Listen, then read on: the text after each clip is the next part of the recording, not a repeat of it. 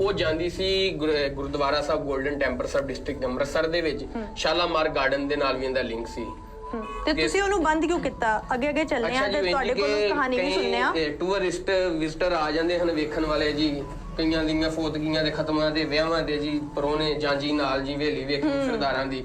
ਬਿਲਕੁਲ ਤੇ ਰਸੂਸ ਹੁੰਦਾ ਜਿਵੇਂ ਮੈਨੂੰ ਹੋ ਰਿਹਾ। ਹਾਂਜੀ, ਉਹ ਅਸੀਂ ਖੋਲ ਕੇ ਜਨਾਬ ਦੇ ਦਿੰਦੇ ਸਾਂ। ਉਹ ਜਿੰਦੇ ਪਰੋਣੇ ਉਹ ਅੱਧਾ ਘੰਟਾ ਥੱਲੇ ਜਾ ਕੇ ਦੇਖ ਕੇ ਆਉਂਦੇ ਰਹਿੰਦੇ ਸਨ ਜੀ। ਤੇ ਪੈਰਾ ਦੇਣਾ ਪੈਂਦਾ ਸੀ। ਪੈਰਾ ਦੇ ਕੇ ਜਦੋਂ ਨਿਕਲਣ ਉਦੋਂ ਕੁੰਡਾ ਮਾਰੀਏ ਹਵੇਲੀ ਦਾ ਹੀ ਜਾ ਕੇ ਕੋਈ ਆਪਣਾ ਹਿਫਾਜ਼ਤ ਲਈ ਖਿਆਲ ਰੱਖਣਾ ਪੈਂਦਾ ਸੀ, ਪੈਰਾ ਵੀ ਦੇਣਾ ਪੈਂਦਾ। ਪੈਰਾ ਹੁੰਦਾ ਸੀ। ਇਸ ਵੇਲੇ ਤੋਂ ਬੰਦੇ ਇੱਕ ਬੜਾ ਇੰਟਰਸਟਿੰਗ ਜਿੰਦੀ ਵੈਦ ਤੁਸੀਂ, ਕਿਉਂਕਿ ਅਸੀਂ ਉੱਤੇ ਰੱਖਿਆ ਮਾਲ ਡੰਗਰ। ਸਾਡਾ ਕੱਟਾ ਸੀ ਕੋਈ ਛੋਟਾ ਜਿਹਾ 3-4 ਮਹੀਨਿਆਂ ਦਾ, ਵਿੱਚ ਉਤਰ ਆਇਆ ਥੱਲੇ। ਅਸੀਂ ਬੜੇ ਪਰੇਸ਼ਾਨ ਕੇ ਗਿਆ ਕਿੱਥੇ ਕੱਟਾ। ਉਹ 5ਵੇਂ-6ਵੇਂ ਦਿਨ ਆਪੇ ਫਿਰ ਨਾ ਵਾਪਸ ਪਰਤ ਆਇਆ, ਵਾਪਸ ਮੋੜ ਆਇਆ। ਬੜਾ ਜਾਲੇ ਛਾਲੇ ਨੂੰ ਲੱਗੇ। ਅਸੀਂ ਉਹ ਦਿਨ ਜਾਵੇ ਫਿਰ ਕੂੜਾ ਸ਼ੂੜਾ ਸੁੱਟ ਕੇ ਨਾ ਬਜ਼ੁਰਗਾਂ ਨੇ ਵਾਲਸਾਂ ਨੇ ਅੱਗੋਂ ਚਨਾਈ ਕਰਵਾਤੀ ਤੇ ਨਿਸ਼ਾਨੀ ਦੇ ਤੌਰ ਤੇ 4-5 ਕਮਰੇ ਰੱਖੇ ਨੇ ਥੱਲੇ।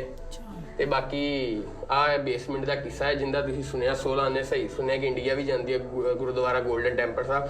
ਇਹਦੇ ਤੁਸੀਂ ਬੜੀ ਹੌਟ ਨਿਊਜ਼ ਚੱਲਦੀ ਰਹੀ ਹੈ। BBC ਜਿੰਦਾ ਪੰਜਾਬ ਦਾ ਸੀ, ਹੋਰ ਪੰਜਾਬ ਦੇ ਚੈਨਲ ਸਨ। ਉੱਥੇ ਬੋਂਗੇ ਹਨ, ਜੂਤਾ ਘਰ ਬਣਾ ਰਹੇ ਸਨ ਗੁਰਦੁਆਰਾ ਸਾਹਿਬ ਦੇ ਵਿੱਚ। ਥੱਲੇ ਬੋਂਗੇ ਨਿਕਲੇ ਹਨ, ਬਕਾਇਦਾ ਉਧਰੋਂ ਸੁਰੰਗਾਂ ਨਿਕਲੀਆਂ ਸਨ।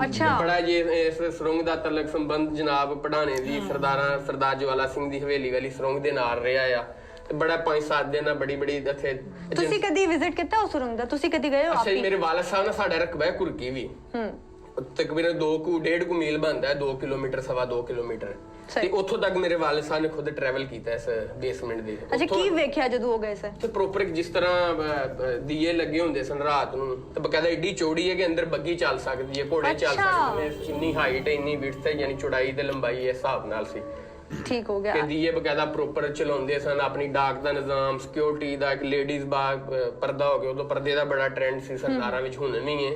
ਬਿਲਕੁਲ। ਤੇ ਇਸ ਵੇਲੇ ਤੋਂ ਤਮੀਰ ਕੀਤੀ ਗਈ ਸੀ ਜੀ। ਅੱਛਾ, ਇਹ ਜਿਹੜੀ ਬੇਸਮੈਂਟ ਹੈ ਇਹਦੇ ਤੇ ਮੈਂ ਸੁਣਿਆ ਹੈ ਕਿ ਸਿੱਖਣੀਆਂ ਆ ਕੇ ਆਪਣੇ ਬੱਚਿਆਂ ਦੇ ਨਾਲ ਰੈਸਟ ਵੀ ਕਰਦੀ ਸੀ। ਬਿਲਕੁਲ ਜੀ, ਹੁੰਦੇ ਹੀ ਸਨ ਜੀ। ਜਦੋਂ ਇੱਕ ਗਰਮੀਆਂ ਹੁੰਦੀਆਂ ਨੇ ਤੇ ਬੜਾ ਬਾਹਰ ਲੋਆਂ ਚੱਲਦੀਆਂ ਨੇ, ਧੁੱਪੇ ਇਹਦਾ ਆ ਸੀ ਕਿ ਟੈਂਪਰੇਚਰ ਮੇਨਟੇਨ ਹੁੰਦਾ ਸੀ, ਠੰਡਾ ਹੁੰਦਾ ਸੀ, ਜਿਵੇਂ ਚਿੱਲਰ ਲੱਗੇ ਨੇ। ਕਿਉਂਕਿ ਹੁਣ ਥੋੜਾ ਸਰਦੀ ਦਾ ਮੌਸਮ ਹੈ, ਮੈਨੂੰ ਬਾਹਰ ਠੰਡ ਲੱਗਦੀ ਪਈ ਸੀ, ਲੇਕਿਨ ਇੱਥੇ ਦਾ ਟੈਂਪਰੇਚਰ ਬਹੁਤ ਥੋੜਾ ਗਰਮ ਮੇਨਟੇਨ ਹੈ। ਹੀਟਰ ਲੱਗ, ਕਿਉਂਕਿ ਜਿਹੀਆਂ 6-6 7-7 ਫੁੱਟ ਚੌੜੀਆਂ ਨਾ ਕੰਧਾਂ ਨੇ, ਤੇ ਜਿੰਨੀ ਦੇਰ ਨੂੰ ਧੁੱਪ ਚੜ੍ਹਦੀ ਹੈ ਪੂਰੀ ਕੜਾਕੇ ਉਨੀ ਦੇਰ ਨੂੰ ਰਾਤ ਹੋ ਜਾਂਦੀ ਹੈ। ਠੰਡ ਮਤਲਬ ਮੇਨਟੇਨ ਰਹਿੰਦੀ ਹੈ। ਹੁਣ ਸਰਦੀ ਹੈ, ਜਿੰਨੀ ਦੇਰ ਤੱਕ ਗਰਮੀ ਇਹਨੇ ਠੰਡ ਹੋਣ ਤੱਕ ਫਿਰ ਗਰਮ ਰਹਿਣਾ। ਇਹਦਾ ਟੈਂਪਰੇਚਰ ਦਾ ਨਾ ਸੀਨ ਪਾਰਟ ਹੈ। ਤੇ ਬਹੁਤ ਸ਼ੁਕਰੀਆ ਸੈਫੁੱਲਾ ਸਾਹਿਬ, ਤੁਸੀਂ ਬੇਸਮੈਂਟ ਤੇ ਸਾਨੂੰ ਵਿਖਾਈ। ਹੁਣ ਉੱਤੇ ਚੱਲਨੇ ਆ ਤੇ ਬਾਕੀ ਜਿਹੜੇ 3 ਫਲੋਰ ਨੇ ਉਹ ਵੇਖਨੇ ਆ, ਜਿੱਥੇ ਸ਼ਾਹੀ ਹਮਾਮ ਸਨ, ਜਿੱਥੇ ਜਿਹੜੇ ਨੇ ਬਾਕੀ ਕਮਰੇ ਸਨ, ਸੋ ਤੁਸੀਂ ਦੱਸਦੇ ਪਏ।